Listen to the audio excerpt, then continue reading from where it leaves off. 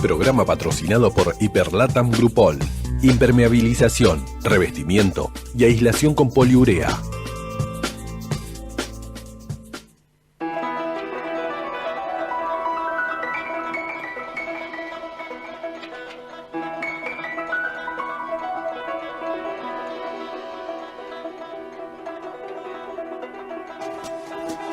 Cenizas de Babilonia, Diáspora Española, con Roberto San Martín y Francisco López.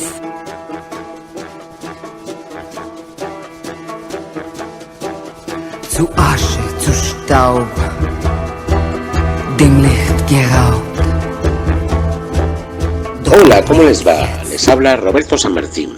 Hoy, día 3 de mayo de 2023, les traemos otra entrega de su programa Cenizas de Babilonia, Diáspora Española, de Radio del Pueblo AM 830, donde nuestra intención, como siempre, es la de formar, informar y entretener. En la técnica se encuentra Nicolás, que hará que la nave llegue a buen puerto de forma segura. En los estudios centrales de Buenos Aires está Noelia Morínigo. Buenas tardes, Noelia. ¿Qué tenemos hoy de nuevo?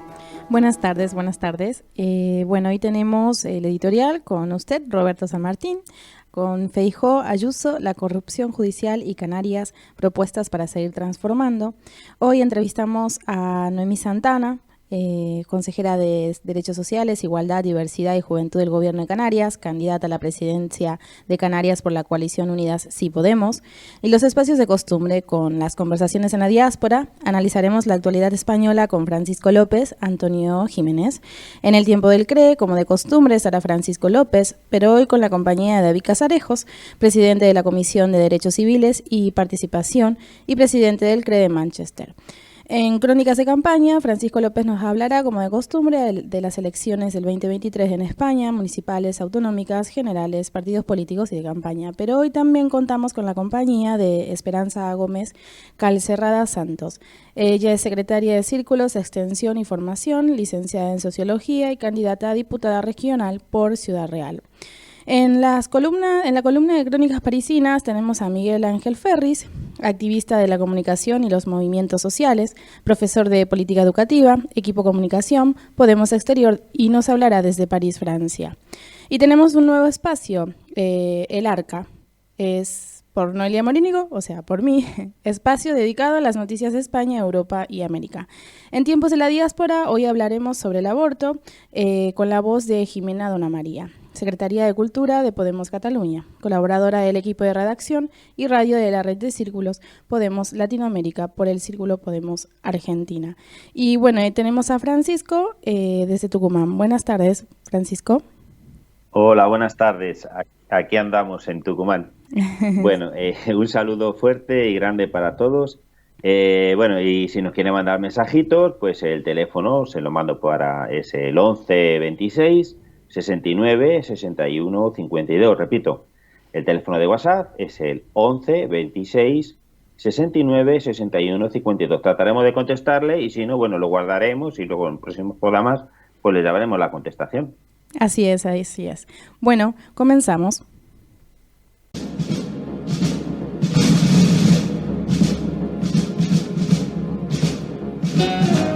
El editorial por Roberto San Martín.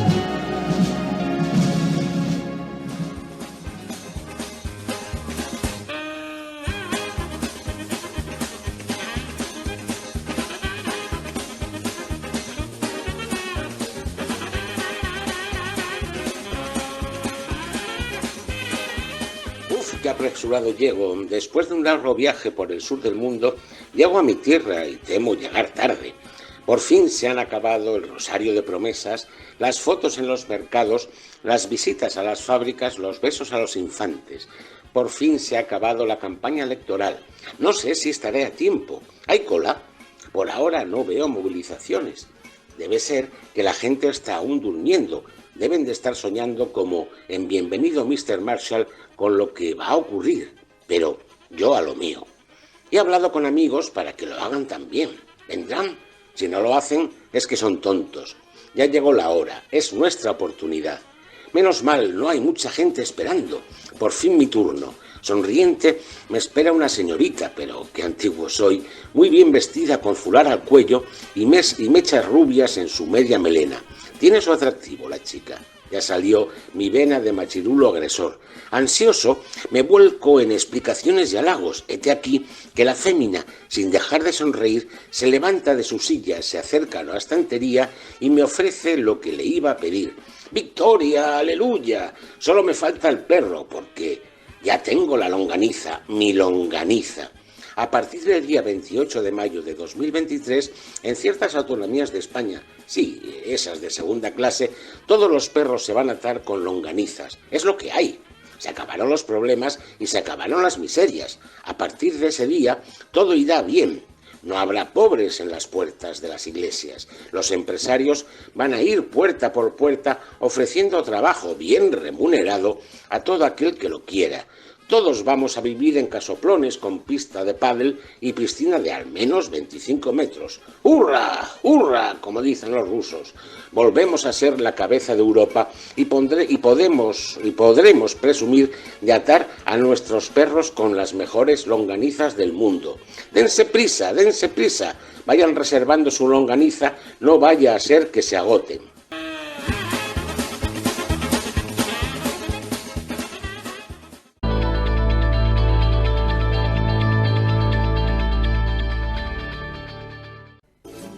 Nos encontramos en contacto con Noemí Santana, candidata por Podemos a la presidencia del Parlamento de Canarias. Buenas tardes, Noemí. ¿Quién es Noemí Santana y cuál es su trayectoria política? Pues soy alguien que desde que llegó a la universidad pues se ha implicado muy activamente en política de una o de otra manera. Primero a través de asociaciones de estudiantes, participando en ligas de debate, movimientos ecologistas y incluso pues tuve una experiencia en un partido político de ámbito canario que fue mi primera decepción al ver que lo que se predicaba no era la realidad. Era un partido muy vertical, con pocas decisiones que se tomaban de forma asamblearia, y eso me hizo desencantarme.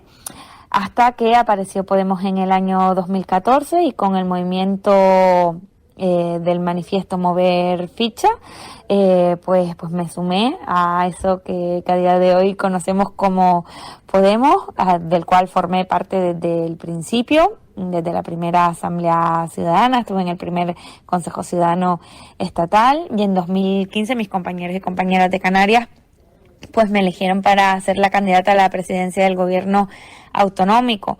También tuve el honor de ser la secretaria general de Podemos en Canarias, y en 2019 volví a repetir mi candidatura a la presidencia de Canarias, y esta vez sí logramos entrar a gobernar, entrar en el gobierno y comandar la Consejería de Derechos Sociales, Igualdad, Diversidad y Juventud. Y en la parte más orgánica, ahora mismo estoy participando junto a Ione Belarra en su ejecutiva, en el secretariado estatal, y para el año 2023, pues para poder continuar con el trabajo que estamos haciendo en la consejería, me vuelvo a presentar como candidata de Podemos a las elecciones a la presidencia del gobierno de Canarias.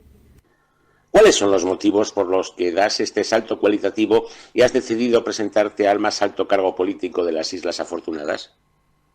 En primer lugar lo hice en el año 2015 porque creía que esta tierra, Canarias, necesitaba un cambio de rumbo. Durante más de 26 años nos habían gobernado unos falsos nacionalistas que nos llevaron a liderar pues todos los rankings negativos del país, de desempleo, pobreza, desigualdad, abandono de la dependencia y de todas las políticas sociales.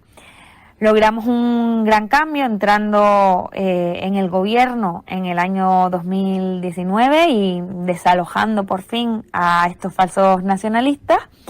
Y me vuelvo a presentar para estas elecciones del año 23 porque necesitamos asentar todos los logros y avances que hemos conseguido en esta legislatura. Por ejemplo, hemos aprobado una renta canaria de ciudadanía y hemos también logrado mejorar por fin la situación de las personas dependientes donde hemos rebajado muchísima la lista de espera y hemos multiplicado por 5 los expedientes que se resuelven.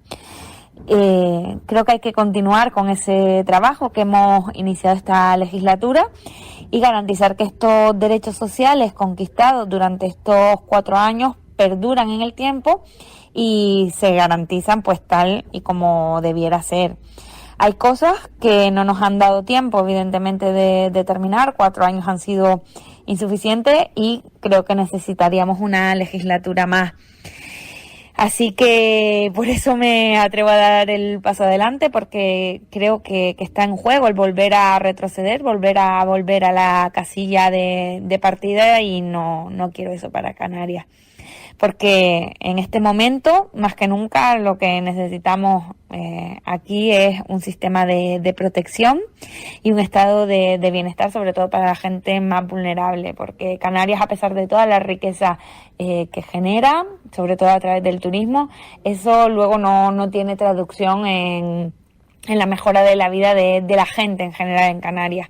Y durante mucho tiempo pues se dejó a toda esa gente atrás, eran invisibles, y ahora empezamos a notar cómo revierte esto, y que si se tiene en cuenta pues a ese 99% de la población que estaba viviendo con muchísimas dificultades. ¿Cuáles son los puntos básicos de tu programa electoral? El punto básico de nuestro programa electoral, yo diría que es seguir agrandando y mejorando las políticas sociales en Canarias.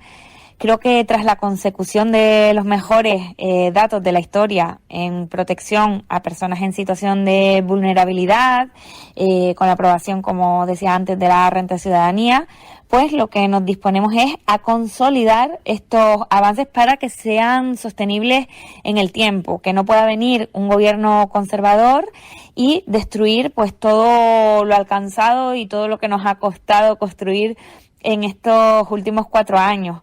Para la próxima legislatura, además, pues queremos lograr un acuerdo con el resto de fuerzas progresistas para implantar una ecotasa al turismo, pues que lo haga más sostenible, pero también para que los beneficios de esta actividad económica también reviertan no solo en la mejora medioambiental y la lucha contra el cambio climático, sino también reviertan en la lucha contra la pobreza, ¿no?, en nuestro archipiélago. Y por tanto, pues que al final esos beneficios del turismo lleguen a todas y a todos.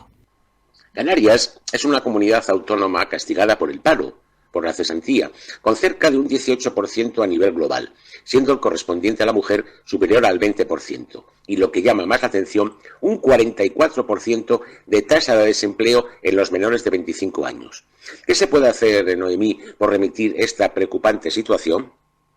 Desgraciadamente, Canarias, pues históricamente ha basado su economía en modelos de monocultivo, ya fuera históricamente, como decía, con la vid, la cochinilla, después con el plátano, los tomates, y a día de hoy pues apostando por el monocultivo del turismo. Esa dependencia de un solo motor económico lo que ha hecho es condenarnos, sobre todo en momentos de crisis, y eso lo vivimos en primera persona en la pandemia con la crisis de la COVID-19. Si no hay turismo, evidentemente en Canarias tampoco hay economía y todo se para. Por supuesto que todo esto tiene que cambiar y somos muy conscientes de que tiene que haber un necesario cambio en ese modelo por el cual hemos apostado, y que tiene que llegar ya esa anhelada diversificación de nuestra economía para que se garantice la subsistencia y la vida digna de los canarios y canarias, aunque sea en momentos en el cual nos vengan mal dadas. Una de las líneas en las que estamos trabajando nosotras especialmente desde la consejería que estamos al frente, la Consejería de Derechos Sociales, es el apostar por la economía de los cuidados. Todos sabemos que, por ejemplo, por cada 1 millón de euros que invirtamos en dependencia, generamos al menos 30 puestos de trabajo estables, y esto es para una economía como la nuestra importantísimo.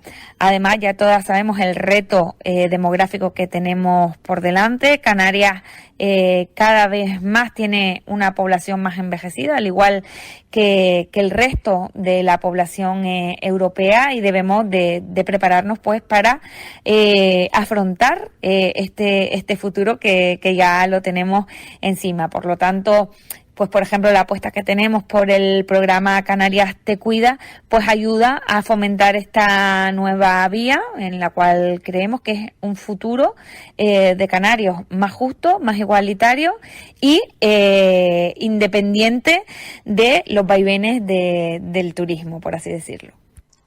Tu comunidad tiene un gran número de migrantes en la diáspora, sumando más de 160.000 conciudadanos viviendo en el exterior, sobre todo en países como Cuba y Venezuela, cerca del 70%.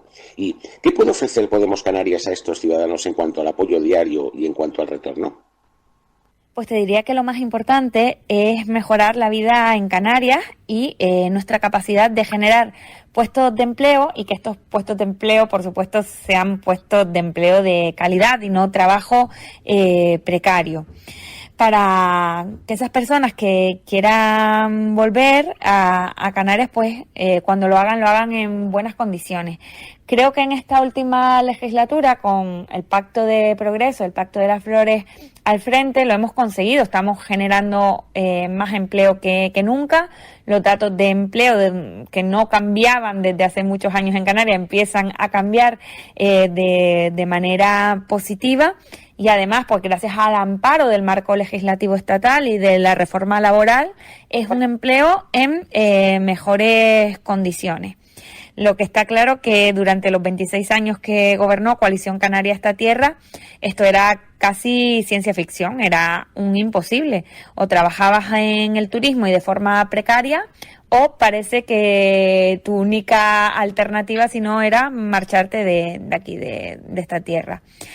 Y bueno, creo que ya estamos logrando, como decía antes, cambiar esto. Ya se empieza a ver esos signos positivos, pero queda muchísimo por hacer, muchísimo trabajo por delante. Y estoy segura que en la próxima legislatura, si tenemos la oportunidad, pues vamos a ahondar en esta mejora de las condiciones laborales en Canarias. Además, creo que la aprobación de nuestra renta de ciudadanía también podría ayudar a aquellas personas que quieren volver a tener unos ingresos mínimos durante un tiempo hasta que a lo mejor puedan conseguir esa oferta laboral pues que necesitaran, ¿no? O que buscaban, y tener ahí pues un sustento en ese mientras tanto, por así decirlo. Tenemos que ir terminando, Noemí. Te agradecemos tu presencia en Cericios de Babilonia, Diáspora Española, y como es nuestra costumbre, tienes un par de minutitos para expresar aquello que creas conveniente. Gracias por tu atención, suerte y hasta siempre. Muchísimas gracias por esta entrevista, y quiero darles las gracias también por ese esfuerzo que hacen y por el trabajo desde fuera de España, por seguir alimentando esa llama del cambio y de la esperanza. Quiero decirle a toda esa gente que nos escucha, ya sea desde nuestro país o desde fuera, que sigan creyendo y que sigan luchando, porque sin lugar a dudas hay esperanza de que se pueden hacer las cosas de otra manera, que aquí mismo en Canarias lo estamos demostrando desde el gobierno autonómico, pero también lo están demostrando nuestros compañeros y compañeras de Unidas Podemos a nivel estatal, desde el gobierno del Estado, que hay políticas diferentes que a todo el mundo les parecía que eran irrealizables, pero que se están llevando a cabo, y que nos decían que no se podía, pero está claro que estamos demostrando que sí se puede. Que entre más peso tengamos en los gobiernos, más fuerza de poder de decisión vamos a poder tener, y más incidencia vamos a poder tener en todas esas políticas que se hagan en marcha. Así que debemos pelearlo duro, el estar allí y entrar con fuerza a esos futuros gobiernos, porque creo que lo estamos haciendo bien. Y que los cambios se demuestran con política real, como estamos haciendo y hemos hecho a lo largo de esta legislatura. Así que nosotras vamos a poner todo nuestro empeño en ello, nos vamos a dejar la piel trabajando por conseguir estar ahí y seguir cambiando las cosas, y esperamos contar pues con el apoyo de todas y todos ustedes.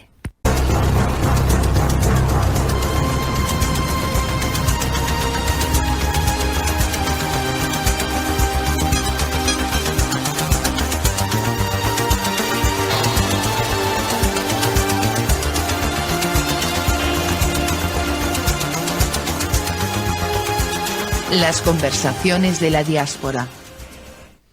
Como les anuncié, Francisco López se encuentra en Tucumán esperando un vuelo que sale en unas horas de regreso a la Ciudad de la Furia. Pero estamos en contacto con él y también con Antonio Jiménez. Buenas tardes, Francisco. Aquí les dejo en las conversaciones. Hola, otra vez. Buenas tardes nuevamente. Hola, Antonio. ¿Cómo estamos por ahí, por Buenos Aires? Hola, Paco. ¿Qué tal? Aquí estamos para conversar con los amigos que nos escuchan. Muy bien, bueno, estamos en la cuna del federalismo en Tucumán, la cuna del federalismo argentino, ¿no? Donde se proclamó la independencia y la fusión de las distintas comunidades. Bueno, desde aquí también vamos a afrontar algo que nos parece muy inquietante, que se está desarrollando ahora en España, como ha sido esa reunión medio escondida y que luego saltó a la luz pública, de el señor Feijóo con los fiscales y los jueces. Parece que la historia se repite, ¿no, Antonio? ¿Tú qué opinas? Bueno, a estas alturas del Partido Popular nos debemos de sorprender bien poco. De momento, por hacer un poco de historia, sabemos cuántos trabas y poner la rueda a todas las decisiones que el gobierno de España, el gobierno de izquierda, ha intentado, y en Bruselas siempre ha puesto pega, ha puesto denuncia, ha intentado hacer lobby político para que lo echen para atrás, cuando siempre, por ejemplo, en este caso le pongo el ejemplo de la Unión Europea, siempre ha apoyado las medidas que ha tomado el gobierno, y hablo desde las medidas de la luz eléctrica, del precio, medidas de la ley sí es decir, mil medidas que ha ido llevando a la Comunidad Europea con el fin de hacerle el boicot al gobierno actual. Con lo cual ya uno no se sorprende absolutamente de nada de lo que hace el Partido Popular. En fin, el día a día de la política está plagada de boicot que hace el PP. Así que sorprende, no sorprende ya. Bueno, claro, lo que sí, todo esto no se da porque se da porque verdaderamente aquí hay un tema. Con esta última reforma que hicieron en el tema de la reforma del Consejo Judicial, ¿no? Donde los jueces progresistas, bueno, tomaron un poquito el relevo a la cantidad de jueces conservadores, a la presidencia de los jueces conservadores ya desde antes de Mariano Rajoy, ¿no? Que acometía el Poder Judicial. Y sienten ellos que como que se les ha perdido ese poder que tenían para paralizar muchísimas leyes que estaba estableciendo el Estado, como que tenían todo más o menos acomodado. Ante esas situaciones no les queda otra. Lo que estamos viendo ahora, que está pasando en España, indudablemente, seguramente lo estarán aprendiendo de Argentina, donde existe el partido judicial, buenamente dicho, donde se juzga, primero el fiscal juzga, el juez procede y luego después la oposición y los medios mediáticos consolidan algo que verdaderamente no existe. O sea, te crean algo que no existe. Bueno, parece ser que eso le gusta mucho a Feijóo en esos viajes que hace, que se reúne con estos, con sus asimetrías, ¿no? En el exterior, fastizoides, ¿no? De control, sí, que tienen. Claro. Por eso he dicho que parece que les ha gustado de esa manera de gobernar que se tiene en muchísimas partes de Latinoamérica, más que nada porque, como si dijéramos, ¿no? Lo que son los poderes judiciales aquí prácticamente están vendidos a quien más paga, y parece ser que él allí ha dicho, bueno, yo esto lo tengo que controlar, tengo que hacer una cenita aquí con los fiscales, con los jueces, tengo que manipular esa opinión y ya tengo que decir lo que tienen que hacer con nada que yo gobierne, si gobierna algún día, y qué leyes son las que tengo que derogar. ¿Qué leyes tengo que derogar? La ley de memoria democrática, porque no me acuerdo, no me cuadra, fue una lucha de abuelos, y no me cuadra que haya tanto español ahora que vengan a salir, que seguramente son progresistas, no me cuadra. Bueno, voy a recurrir a esa ley, que ya lo ha hecho, que ha habido ya ahora una resolución sobre un recurso que hizo una asociación que apareció de la nada, apoyada tanto por el PP como por Vox, ¿no?, para intentar de cortar la cláusula octava que daba esa ampliación para los derechos de la nacionalidad. Está eso, está la ley solo sí es sí, está la reforma laboral, está la ley Mordaza. Hay tantas leyes que de a poco se van sacando y que este hombre, todas las leyes las ha impugnado, hasta ha impugnado y no estaba de acuerdo, inclusive hasta con el dinero que le mandaban a España después de lo de la pandemia. O sea, es que es increíble lo de este hombre, ¿eh? Es increíble. La manera de actuar del PP, encima, teniendo a la Vox, que digámoslo así, lo está derechizando aún más, porque evidentemente ellos siempre se encuentran muy cómodos teniendo todo el panorama de la derecha, del voto conservador en España para ellos, y ahora lo tienen que combatir. Ellos tienen una regla que está haciendo que el PP esté tomando opciones que yo, pues soy sincero, no imaginaba, porque yo siempre tenía el PP por una derecha, pero una derecha democrática, una derecha dialogante, y últimamente ya no se está demostrando que, aparte de que ya de por sí a nosotros, por lo menos personalmente, yo hablo por mí, no había los ojos con tantísimos casos de corrupción, lo cual ya empezó a darse uno cuenta de que el PP no era trigo limpio. Ahora evidentemente ellos no soportan no gobernar. Al no soportar no gobernar, evidentemente, ¿cómo quieren tocar poder y cómo quieren hacer lo que ellos quieren? Pues a través del lobby judicial. Y eso es lo que están intentando. Y por dicho de esto es la reunión que han tenido con los fiscales. Es más, yo, si me permite, yo en mi época joven, porque uno ya tiene unos años, trabajé unos años en un juzgado de instrucción. Y ya de por sí uno sabe que las asociaciones de fiscales son más bien conservadoras, pero de ahí a que lleguen a tener reunión y tocar temas de ámbito político, me parece que eso excede, pero por mucho, el tema de la fiscalía. Evidentemente, al final, él lo que trata es de ir allanándose el camino con fiscales conservadores, y supongo que habrá reuniones con jueces conservadores, y lo que vende es efectivamente la derogación de todas esas leyes progresistas que el gobierno español ha llevado al Congreso y ha aprobado. Claro. Que son muchísimos logros los que se han conseguido en este gobierno, no solamente por el PSOE, sino por el pacto de investidura, donde hay bastante más partidos involucrados en cualquier reforma que se ha hecho del ámbito social, o de ámbito cultural, o de ámbito histórico, ¿no? Y bueno, y hay que recordar también que estos cambios se han podido producir porque no solamente era el PSOE el que estaba gobernando en mayoría aplastante o con un rodillo, como desde la época de Felipe González. Se ha producido porque, al no tener mayoría, ha tenido que dialogar con las demás fuerzas progresistas, y del diálogo pues se ha conseguido aprobar leyes que, con un partido uniforme solamente del Partido Socialista, eso hubiera sido impensable, ¿no? Bueno, pues eso mismo que se ha producido en el Partido Socialista, de esa mirada hacia la izquierda a la hora de gobernar, se está produciendo con el Partido Popular. Pero la diferencia es que ellos no están llevando una mirada hacia la derecha, o sea, la derecha los está subiendo directamente. Hay que ver solamente lo que ha pasado con Ayuso, ¿no?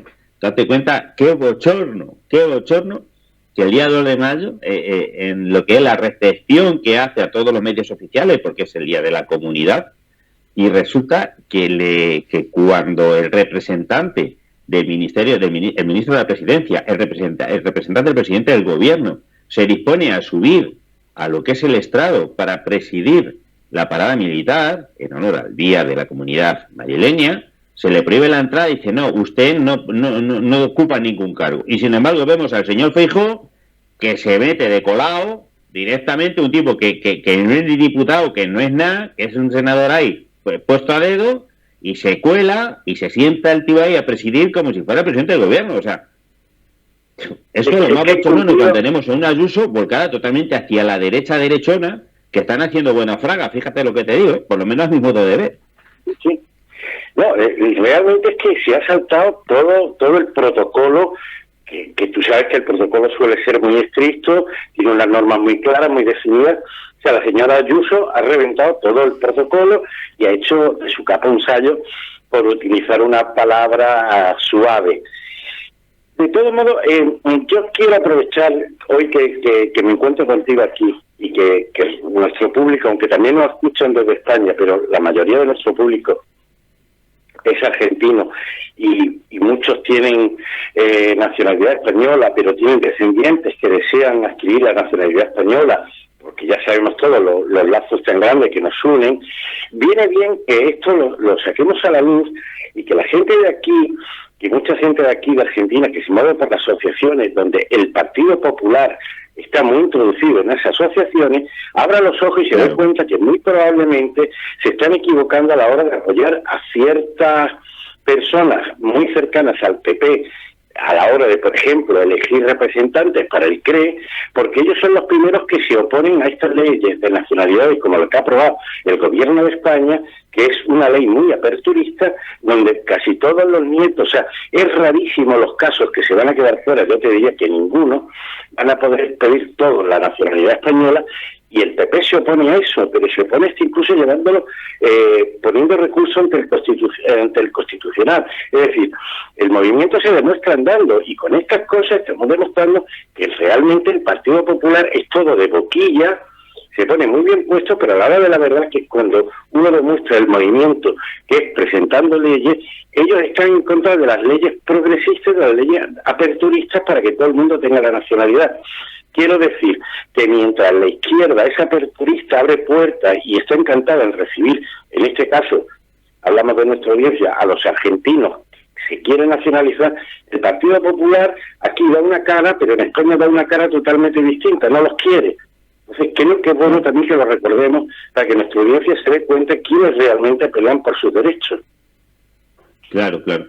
Sí, eso es yo te puedo comentar un poquito volviendo a lo que estás hablando. Nosotros aquí en Tucumán, bueno, hemos venido, estamos hablando mucho con la comunidad española, hemos venido un poco en representación de la organización a la que representamos, ¿no? Y bueno, hemos estado aquí hablando con unos y con otros y verdaderamente hay gente que siente, ayer estuvimos hablando con una mujer que tiene ya 80 años y va a poder recuperar su nacionalidad y le había mandado de España la partida de nacimiento de sus abuelos y tiene la mujer de 80 años del año 1911 y la mujer lloraba, decía, me siento como loca, o sea, voy a poder ser española, o sea, su madre perdió la nacionalidad por el hecho de que se casó con un argentino y ella no tenía la nacionalidad, o sea, hay gente que verdaderamente tiene esos sentimientos de España y quiere recuperar. Entonces estando hablando con ella llegó otra paisana que era de la zona de Almería y decía, bueno, que se sentía enormemente pero que contenta y la prisa de la gente que estaba ahí, que todos quieren hacérselo ya, porque bueno, ya saben, en el exterior saben que el señor Feijóo quiere derogar la ley de nacionalidad, o sea, ya lo saben, o sea, saben que este hombre no sé quién le estará alumbrando, bueno, quiere derogar directamente. ¿Por qué? Pues porque no le interesa, o sea, a los latinoamericanos el Partido Popular lo ve como panchitos, ¿entiendes? O sea, lo siguen viendo como los panchitos. Entonces, bueno, no le interesa que lleguen más panchitos, lo estamos viendo nuevamente esos discursos xenófobos que está haciendo la propia Ayuso en Madrid, llevándose un poquito de la circunstancia de Vox. O sea, esos impulsos yo creo que la gente se tiene que dar cuenta. Ya no puedes comprar las condiciones de las personas o los sentimientos de las personas y creando el clientelismo, como estaba haciendo en su momento lo hizo don Manuel Fraga, pero es que esta gente no está comprando clientelismo, directamente está intentando de que esta gente se mantenga al margen de la política española, no les interesa. De hecho, hay que recordar que tanto el PSOE como el PP fueron los que llevaron el voto robado, o sea que junto con los partidos conservadores nacionalistas, o sea, eso que no se le olvida a nadie, Antonio, sí. No se le tiene que olvidar a nadie.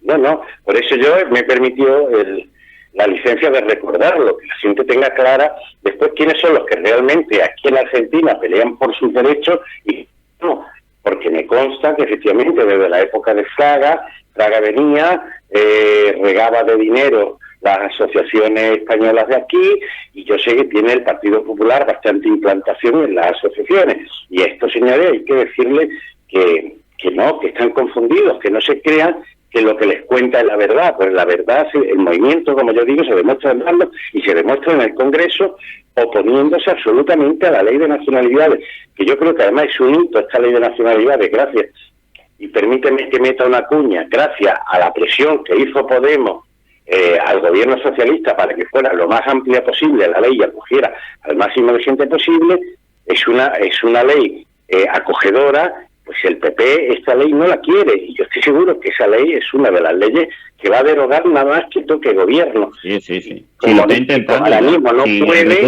El recurso que ha hecho en el Constitucional, que ha salido, que se le han volcado, de una asociación así de estas medio raras, por ahí de estas que se inventan de un día para otro, apoyada por Vox y por el Partido Popular, era una asociación encubierta que estaba intentando de paralizar lo que era la cláusula octava, que era una ampliación para que muchísima gente, como esta mujer de 80 años, porque su abuelo vino en el año 1911, pudiera tener la nacionalidad. O sea, esos recursos que están haciendo, dice, que no les interesa.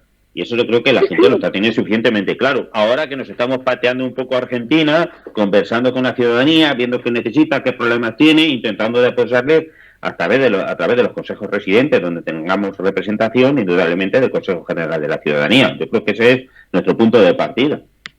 Es así. Bueno, bien lo sabes tú, que estás también trabajando bastante con nosotros. Sí, efectivamente. Y aparte de los casos que tú me has contado, tú lo sabes, que yo tengo también contacto con otra gente que lleva años intentando sacarse la nacionalidad y que gracias a esta nueva ley del gobierno de PSOE Podemos van a poder integrarse y van a poder sacar su nacionalidad española, y que hasta ahora no podían. Es más, uno tira de historia y ve que el Partido Popular no ha hecho absolutamente nada los años que ha gobernado porque la gente se sacara la nacionalidad. Al contrario, eran pegas. Y es lo que tú dices, la mirada que tiene la derecha hacia...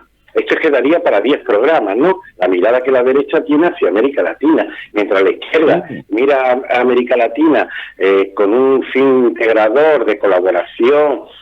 La derecha mira con un interés económico, y en este país, en Argentina, tenemos buenas pruebas de ello, de muchas multinacionales, entre comillas españolas, los pésimos servicios que dan, y yo como español la verdad es que me avergüenzo de que exportemos esa manera de hacer las cosas cuando allí las hacen bien. Pero bueno, es lo que tiene la política cuando se mira con un cristal desde la derecha, digámoslo así. Sí, esto, bueno... vamos a ir, me parece ahora, si no me equivoco, Noelia, porque no tengo mucho control de horario, vamos a ir ahora a una cláusula, o sea, un espacio publicitario, y con el que termine, esperaros que vamos a volver otra vez pues a conversar de distintos panoramas de la política española que nos está cometiendo en estos días.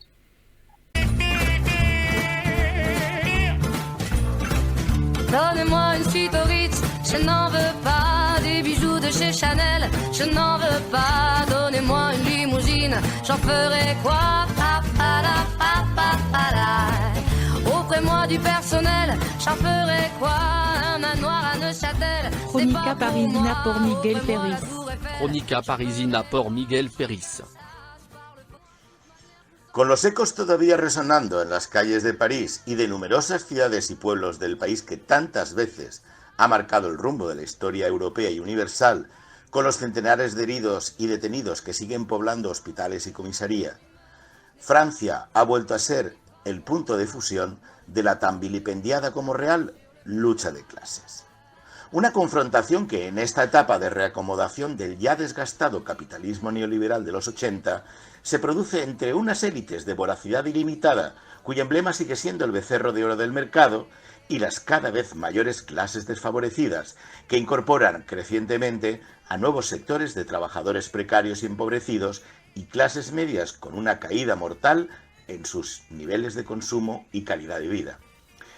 El ciclo de cambios progresistas en América Latina, que evoluciona con dificultades, sí, pero generando grandes esperanzas, y que se enfrenta a nuevas modalidades de golpismo parlamentario, lawfare y opciones violentas más clásicas, contrasta con la involución a la que se ven arrastradas las naciones europeas, que se enfrentan cada vez más a una dualidad sin escapatoria: o bien votar a partidos de credo ultraliberal como el de Macron, o bien a supuestos outsiders, que canalicen la frustración y el malestar contra la política que ellos mismos han generado, como el refrito de ultraderechas que ha llevado al poder a la Meloni en Italia. En un estado de agitación política y social permanente, tras los últimos años de atentados yihadistas, revueltas de los chalecos amarillos, pandemias y huelgas sectoriales prolongadas durante meses, Francia vuelve a llenar las plazas y bulevares del flujo rojo de la sublevación ciudadana contra la tiranía de las nuevas monarquías imperiales de las élites europeas y nacionales, que no patrias, pues el dinero no tiene fronteras. Una nueva insurrección contra la clase social dirigente, la de los multimillonarios que viven a años luz de las necesidades y realidades de la población sometida a sus políticas, se ha alzado cual renovada cruzada laicista contra la recurrente religión de la plusvalía y el beneficio privado como valor supremo. En Francia, como en muchas otras sociedades con relativo o avanzado estado del bienestar, democracias sociales de mercado las llamaban, la pérdida de derechos, servicios públicos y rebajas de sus salarios han agrandado el abismo entre los sectores empobrecidos, incrementados por la masa actual de trabajadores en precario y clases medias proletarizadas, y una minoría de propietarios, empresarios y accionistas que publican sin mayor rubor sus colosales ganancias en épocas de crisis a beneficio de sus ganancias en la bolsa y de la humillación de sus bajadas continuas en tributación fiscal.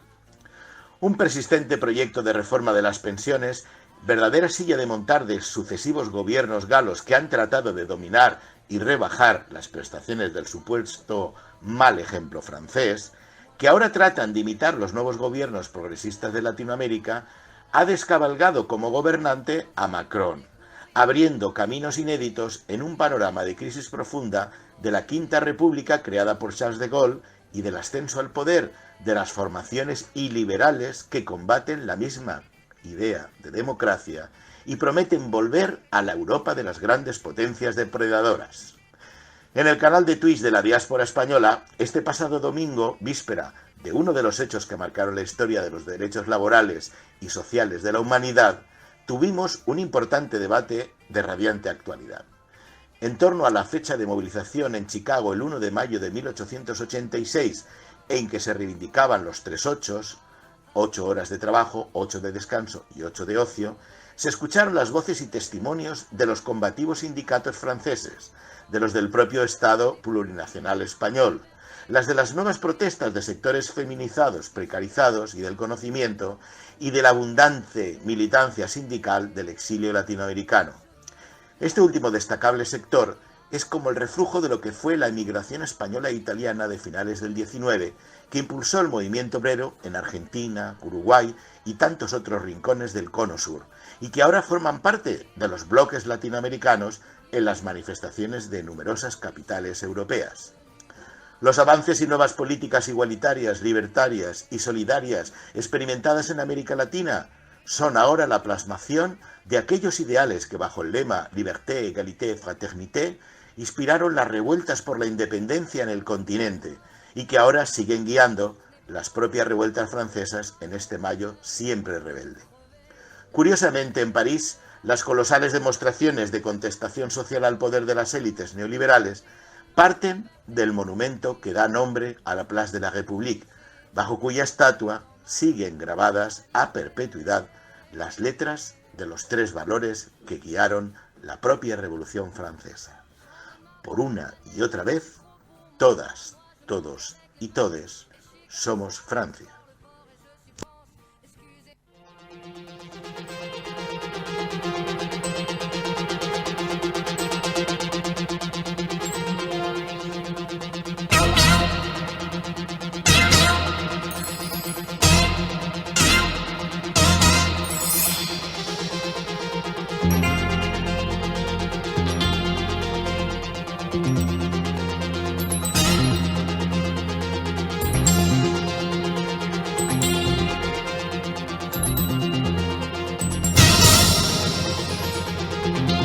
El Arca de Noé y Amorínigo.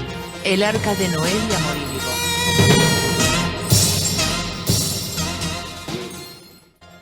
La Unión Progresista de Fiscales ha pedido este martes la dimisión de la presidenta de la Comisión Ética, Consuelo Madrigal, por realizar manifestaciones de carácter partidista durante su reunión con el líder del Partido Popular, Alberto Núñez Feijóo.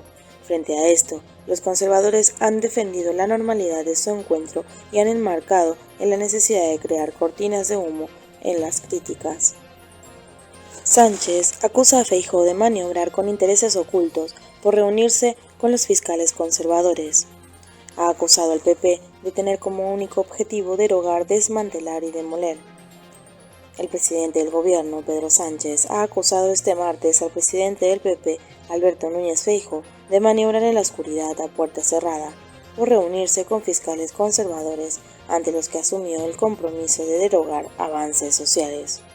Feijóo asegura que su reunión con fiscales conservadores fue absolutamente correcta. El líder del PP afirma que fue un encuentro institucional y lo enmarca en la normalidad. El ministro de Presidencia, Félix Bolaño, le acusa de maniobrar en la oscuridad.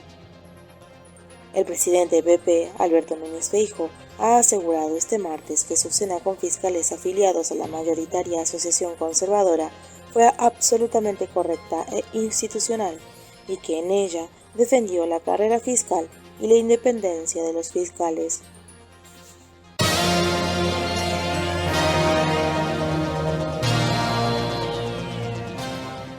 La ley de regadíos de Doñana costará a España 300 millones de euros. Si el proyecto sigue adelante, Bruselas acudirá al Tribunal de Justicia Europeo para solicitar multas. Al final, la guerra estalló por Doñana, en plena precampaña electoral, y enarbolando cada bando la bandera de la presumible responsabilidad, la Junta de Andalucía y el Gobierno Central se han ensalzado en una batalla pública sin precedentes con el humedal más importante de Europa como tesoro a conquistar. Pero los dos contendientes han visto como un tercero más acostumbrado a actuar como mediador y supervisor se ha implicado de forma decidida en el conflicto. La Comisión Europea ha abandonado su habitual tono ambiguo para, haciendo alarma de las multas y las consecuencias jurídicas, recordar a unos y otros que por Doñana no se pelea, que a Doñana, precisamente por no ser de unos ni de otros, sino de todos, se la protege.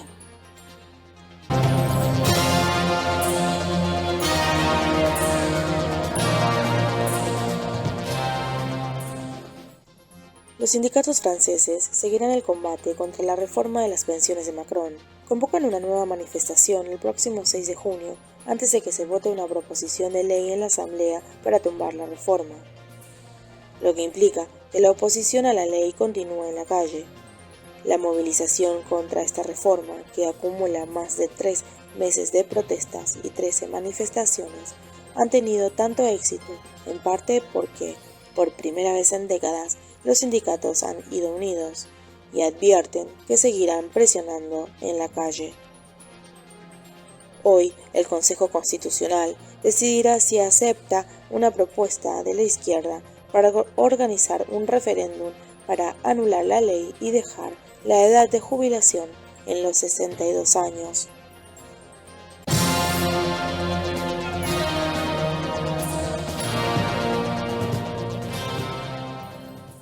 Arde Francia. 540 detenidos y 406 policías heridos en las protestas del 1 de mayo. La manifestación, que empezó en la Plaza de la República, acabó en la Plaza de la Nación, donde se incendió mobiliario urbano y un aparcamiento de bicicletas que creó un fuego y obligó a intervenir a los bomberos.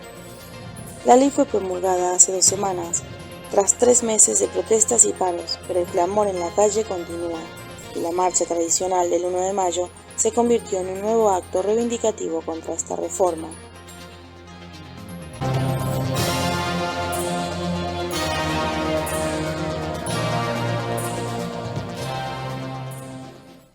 La Unión Europea aprueba límites temporales y excepcionales al cereal ucraniano por las quejas del Este.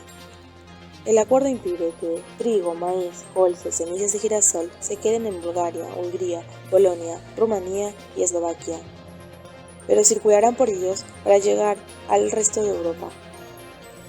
La Comisión Europea ha aprobado este martes una serie de medidas para limitar las importaciones de una serie de productos ucranianos. Ucrania es uno de los graneros globales. El problema es que el grano ucraniano es más barato que el de los países colindantes. Esto provocó las protestas de los agricultores locales. El acuerdo contempla que desde ahora hasta junio, las semillas de trigo, maíz, colza y girasol originarias pueden seguir entrando libremente en todos los Estados miembros de la Unión Europea, excepto en los 5 mencionados al inicio.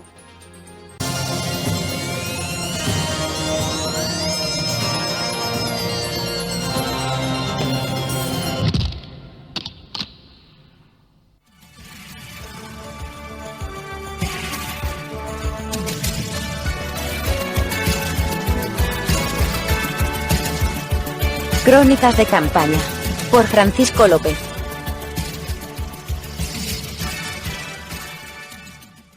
Hoy en el programa Ceniza de Babilonia, Diáspora Española, en tiempo de campaña, contamos con Esperanza Gómez Calcerrada, que es secretaria de Círculos, Extensión y Formación de Castilla-La Mancha y licenciada en Sociología. Muy bien, buenas tardes, Esperanza. Espero que estés bien. Y bueno, mi pregunta sería la siguiente. Dentro de tu condición de candidata a estas elecciones, tanto municipales como a la Comunidad Autónoma de Castilla-La Mancha por Ciudad Real, ¿qué propuestas tenéis para la diáspora exterior, para los españoles o para los castellano-manchegos que están en el exterior? ¿Y qué propuestas significativas lleváis también para la transformación de Castilla-La Mancha? Hola a todas y a todos. Muchas gracias, Paco, por esta invitación. Estoy encantada de estar aquí. Bueno, lo que te puedo contar ahora mismo es que algunas de nuestras propuestas autonómicas son un plan integral de retorno en coordinación con el plan estatal que contemple la certificación amplia de la condición de emigrante retornado y alternativas habitacionales y de reinserción laboral efectivas. Otra sería el reforzamiento de programas específicos de retorno para investigadoras e investigadores españoles en el extranjero, políticas para fomentar el retorno e impulsar el repoblamiento de zonas de Castilla-La Mancha más afectadas. Y respecto a las propuestas municipales en Ciudad Real, las que tenemos son ayudas para retornados en Ciudad Real y que ayuden a la reinserción como retornado, tales como planes de incorporación laboral, ayudas a la formación, dotación de ayudas para incorporación de hijas e hijos a la educación. Otra es la aplicación de políticas de retorno urgente para aquellas mujeres españolas víctimas de violencia de género en el exterior, con la colaboración, por supuesto, de la Junta de Comunidades de Castilla-La Mancha. En Castilla-La Mancha ha sido, una de donde más se ha consolidado ese pacto a la izquierda del PSOE entre todas las fuerzas progresistas y más concretamente en Castilla-La Mancha o en Ciudad Real, donde eres candidata por Podemos en estas elecciones municipales y habéis llegado a un acuerdo con otras fuerzas políticas. ¿Cómo os habéis encontrado? ¿Cómo has llevado estas negociaciones en toda la provincia de Ciudad Real y en el resto de Castilla-La Mancha para poder consolidar algo que desde algunos puntos, algunas perspectivas de la política nacional se considera como muy difícil y sin embargo, como muy bien tú lo has podido llevar, estas negociaciones conjunto con José Luis García Gascón, que es el candidato a la presidencia de Castilla-La Mancha, has podido llevar esto a buen término? ¿Qué experiencia nos puedes aportar y qué puedes decir a estos castellano-manchegos que están en el exterior? ¿Cómo se pueden cambiar las cosas desde dentro y cómo lo estáis consiguiendo? Bueno, Paco, no te voy a engañar, ¿vale? Ha sido muy difícil, muchas horas de reuniones, muchas conversaciones telefónicas. Bueno, ha sido largo, llevamos muchos meses, pero bueno, al final hemos demostrado que con mucha paciencia, mucha generosidad y creyendo firmemente en la coalición, pues se puede, sí se puede. Algo que nos han enseñado nuestras ministras trabajando con el PSOE y sacando adelante políticas dirigidas a la gente, es que si son capaces, ¿no?, de formar el primer gobierno de coalición en España, nosotras somos capaces de formar coalición con nuestras fuerzas hermanas. Si se quiere, se puede. Así que sí se puede.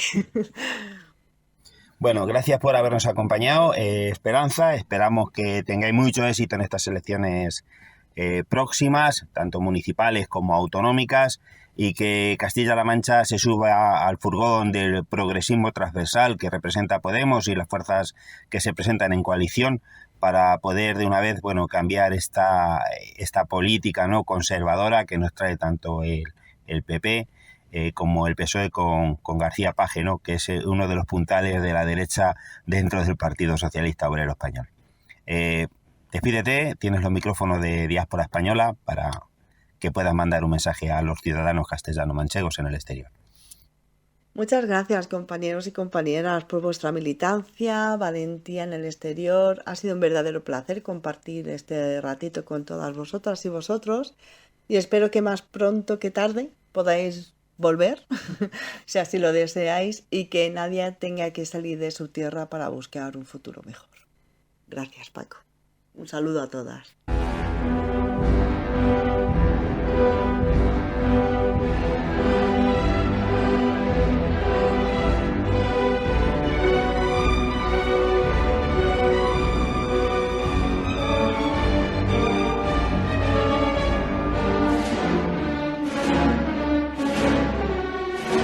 Desde la diáspora. Desde la diáspora.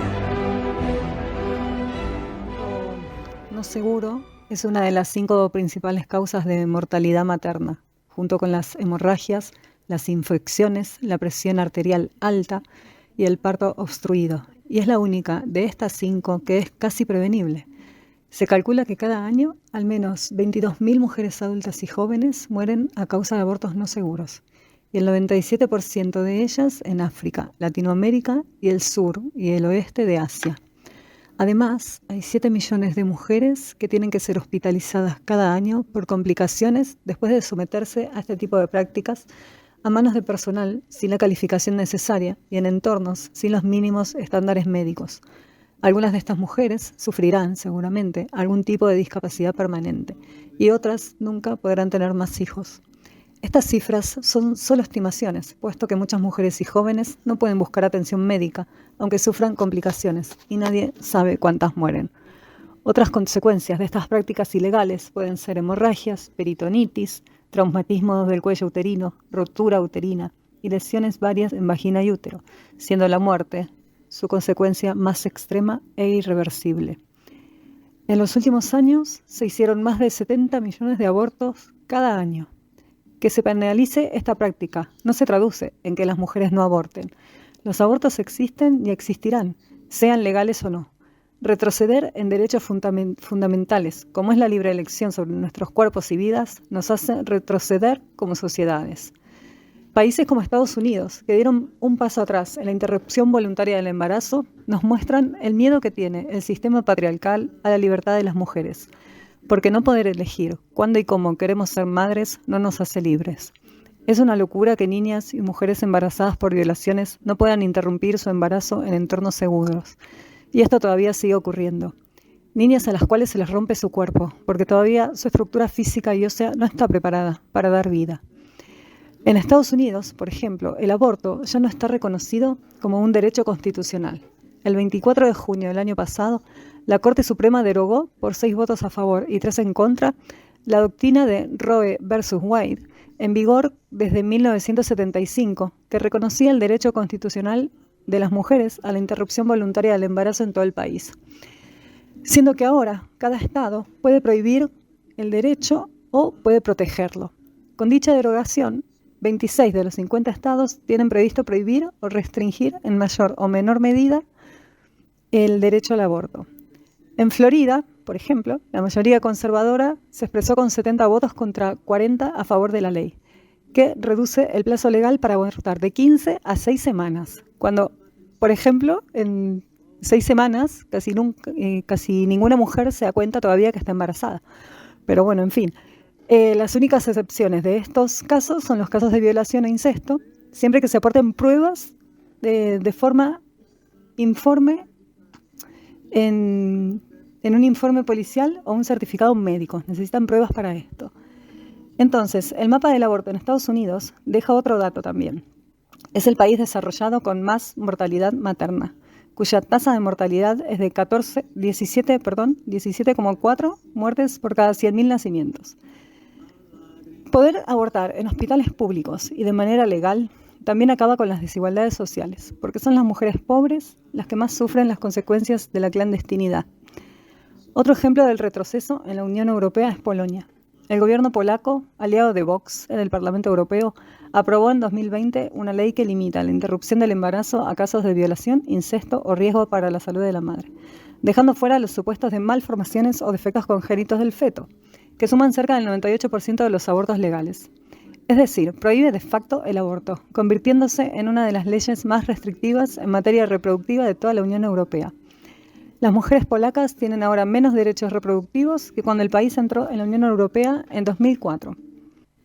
Sin embargo, hay en el país una ONG llamada Abortion Dream Team, un colectivo que apoya a mujeres financiera, logística y psicológicamente y que ayudó a más de 2.000 mujeres a viajar a otros países europeos para abortar, tales como Bélgica, Francia o Países Bajos. Pero la ley polaca tiene también un trasfondo económico. No todas las mujeres pueden asumir los gastos de cruzar la frontera para interrumpir su embarazo. Y el deseo de muchas de ellas de querer abortar está condicionado por la imposibilidad financiera de mantener un bebé. Solo las mujeres sabemos lo que cuesta tomar la decisión de interrumpir un embarazo. No es algo que se tome a la ligera. Algunas sociedades están en contra del aborto, pero a su vez no permiten entrar a madres con sus bebés al territorio. Madres que huyen de sus países en busca de una vida mejor, como sucede con las balsas en prácticamente todos los días que cruzan el Mediterráneo para llegar a Europa. Es hipócrita. Pero bueno, por suerte tenemos otros países que avanzan en derechos, como Argentina o España. En España se aprobó el 16 de febrero del 2023 la Ley de Salud Sexual y Reproductiva y de la Interrupción Voluntaria del Embarazo. La nueva ley del aborto acaba con la necesidad de contar con el consentimiento paterno para las menores de 16 y 17 años. Pues la mayoría de edad en España es a los 18 años. Y esto permite libremente abortar durante las primeras 14 semanas de gestación. Además, la nueva ley reconoce por primera vez a las mujeres el derecho a una baja laboral por una menstruación dolorosa e incapacitante. Esta nueva ley es importante porque garantiza los derechos sexuales y reproductivos, concede el derecho fundamental a decidir sobre nuestros cuerpos y con esto permite a las mujeres desarrollar sus proyectos de vida, acaba con los obstáculos de interrupción voluntaria del embarazo que se deberán realizar en todos los centros públicos, hospitalarios, y así garantiza que la práctica se realice en el centro más cercano a sus domicilios. La ley pone en el centro la educación sexual y la salud sexual obligatoria en todas las etapas educativas. Así, las niñas y las niñas desde temprana edad aprenderán a conocer sus cuerpos y a formarse en el respeto y en la igualdad. Y con el tiempo aprenderán a tener relaciones sanas y consentidas. Y aprenderán que la violencia y las agresiones que ven en el porno, al que ya tienen acceso con tan solo 8 años, 9 años, está mal. Y que respetar está bien. Y que el consentimiento está bien. Además de todo, esta ley es pionera en el mundo al reconocer por primera vez la salud menstrual, otorgando incapacidades temporales pagadas íntegramente por el Estado para reglas dolorosas e incapacitantes, dejando atrás el tener que ir a trabajar con dolores insoportables o tener que tomar miles de pastillas para aguantar la jornada laboral. También esta ley pone dispensadores de productos de higiene menstrual en centros educativos, penitenciarios y de salud. En consecuencia, los retrocesos tiran al vacío los años de lucha. Los retrocesos sabemos que tienen como finalidad que las mujeres y el movimiento feminista mundial nos cansemos y aceptemos todo lo que la sociedad nos impone. Pero las personas que dictan estos retrocesos no se enteran todavía que la lucha de las mujeres es inagotable, que el movimiento feminista llegó para quedarse, que lleva más de 100 años peleando por derechos tan básicos como el poder estudiar o el poder votar a nuestros representantes. Y todavía no se enteran de que juntas somos más y que si tocan a una, nos tocan a todas. Si un país retrocede, protestamos en todos los países. El fin del movimiento feminista es vivir libres, sanas y en paz, y que todas las personas del mundo vivan libres, sanas y en paz.